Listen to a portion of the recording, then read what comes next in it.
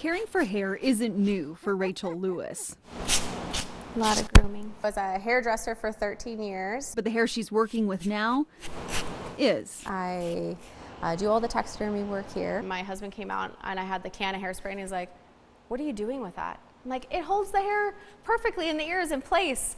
And so he's like, "Oh, I knew your hairdressing would come in use," and it really kind of has. Opening Copper State Taxidermy in Chandler about 3 years ago. I'm an animal lover and always have been, and I just thought there's no way I would do something like that. I guess I just fell in love with that it's actually an art. Creating something new from something dead. I'm not a hunter, and I have never taken an animal myself, but I just love kind of giving them essentially like a second life and being able to enjoy them in another way. Creativity. With being a hairdresser, you look at hair patterns and things like that, and that's what a lot of the taxidermy is like being able to put the skin back where it should go. And now bringing back nostalgia and novelty. I ended up creating a taxidermy piggy bank. Inspired by a digital art creator, the idea cured for a few years. It just kind of came into my mind when I got the specimens in, and I had it, kind of locked away for a while. I took a casting from the pig. So this is my original kind of prototype that I started with. Creating this. It's an interactive piece too. It's not,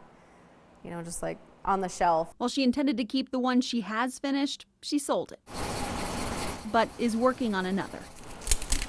The specimens come from pigs that are stillborn or die shortly after birth from local farms. I just hope that they understand that I'm not causing harm to these animals, and that they really are loved. An art. Then the people that fall in love with these pieces, they really do cherish them. With a new life. I kind of took them on as like, what can I do with this to kind of salvage or give it a life that it didn't kind of get to have.